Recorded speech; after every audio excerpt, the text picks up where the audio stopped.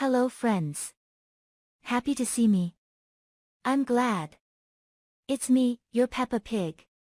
And today is a new mystical story. Sit back and I'll start. Have you ever heard of the hidden people? Before I begin, I want to say that English is not my first language, so please forgive any mistakes I make. I want today to tell the story of a woman named Valor.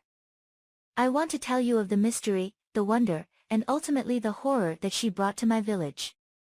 I live in a small town called Safdrur, in the Westfords region of Iceland. Val's story begins in the winter of 1997, when I was only 5 years old myself. Before I really begin, I want to tell you about the security measures they use at the hospital nursery. Each baby is given an ID band on their wrist and ankle that have matching barcodes. The mother is also given a wristband with a matching barcode to her baby.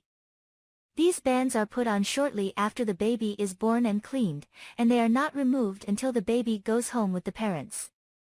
Footprints are also taken. This is done to prevent parents from being sent home with the wrong baby. This is not a large concern here in Safdrur, though, because not many babies are born here, usually between 20 and 30 in a year, so mix-ups are unlikely. The reason I'm telling you this is because on that night in 1997, there were 2 registered births at the hospital recently. Both of those babies were still there, and all the security measures had been followed properly. But that night, as one of the nurses was doing her regular checks, she saw that there was a 3rd baby in the nursery. A girl. This baby had no ID bands, there was no name card on her cradle like the others, and there had been only 2 pregnant women treated there recently and neither of them had delivered twins. A review of the security footage was done. There was a camera focused on the outside of the nursery door, but no cameras in the room itself. After the videos were watched, there was never a sign of somebody taking a 3rd baby into the room. By all the evidence, this girl had just appeared out of nowhere. The police were informed, but they had no more insight than the security guard did. Eventually the decision was made that the child would be put up for adoption. The nurse who had first found her volunteered to take her, and this mystery baby became my little sister, Valor. The typical small-town gossip began when the story became known. Most people had decided that the most likely answer was that Val was simply unwanted by her birth parents, and that they had sneaked her into the nursery somehow to be rid of her. My mother always said though that this had been considered and ruled out as an explanation. The intrigue faded over time, and Val was seen as just another child here. When she started school, that's when the strange things really started happening.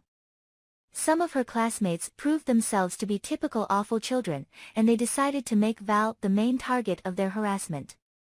Usually just childish things like calling her Engine's daughter, nobody's daughter, instead of her real name because of the circumstances of her birth. None of their insults ever seemed to bother Val, and that only made them put more effort into their bullying. I don't have the full details of what happened here, because Val would never say how she did it, but what I do know is that when she was 16, a plan was made by this boy John to lock her in a closet of the art room, downstairs in the basement of the high school and leave her trapped there for the weekend. This incident seemed to frighten Val's recurring bullies off and they left her alone after that, but rumors started being whispered again. Her escape, along with renewed interest in her mysterious appearance in the nursery, led to talk that Val must be a changeling, a child of the hidden people that they had decided to leave in the care of humans for some reason. According to the old stories, the hidden people live in a world separate from ours.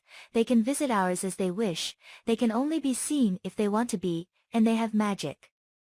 The rumors started to die away again, but John wouldn't let them disappear completely, telling people that Val wasn't human, and she couldn't be trusted. People didn't pay much mind to him, since she had always been polite and respectful. She worked at a bakery after school, and most of the townsfolk had met her. She certainly wasn't the evil sorceress that John seemed to think she was. Val moved away from Safdrur when she turned 18 to attend nursing school in Reykjavik. She was away for 4 years, and while she was gone John finally stopped his ranting about her. After she graduated, she came back here, and started working at the same hospital where this whole story started, and where Val's story would end. On the morning of the 11th of January 2021, 24 years to the day since Val had appeared in the nursery, one of her co-workers arrived at the hospital for her shift and found Val's body lying in the parking lot, blood staining the snow red around her, and a knife still lodged in her belly.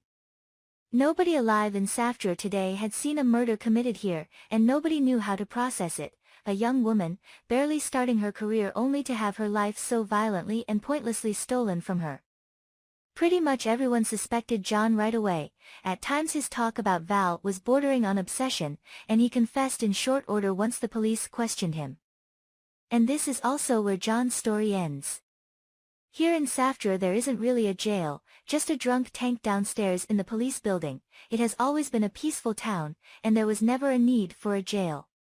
After John confessed, he was locked in the drunk tank while preparations were made for him to be sent to Reykjavik so he could be formally charged with Val's murder. John was obsessive about this at times, telling people that Val really was one of the hidden people. But what he never thought to consider was the fact that she had been left in the hospital nursery. Whoever put her there obviously wanted her to be taken care of, and they would be very angry about what was done to her. He learned of their anger in the worst of ways. The night before he was scheduled to be sent to Reykjavik, he had asked the guard for a bottle of water. In the few short moments it took the guard to walk up the stairs, get the water and come back, every bone in John's body had been broken, some so forcefully that they broke the skin and spattered blood around the cell. Just like how it had been when Val appeared in the nursery, the camera never showed anyone else going down there. Valra Lokadottir was laid to rest here in Safdra. It's what she would have wanted. The whole town had come out to say their goodbyes, and I like to think that Val's birth parents were there too, unseen but seeing that we had cared for her. I think that I'm right about that they've seen we're not all like John. Because 2 days ago, a baby was found in the nursery at the hospital, a baby who had no ID bands. If you like guys, please subscribe to the channel, write comments, and tomorrow I will wait for you again. Bye.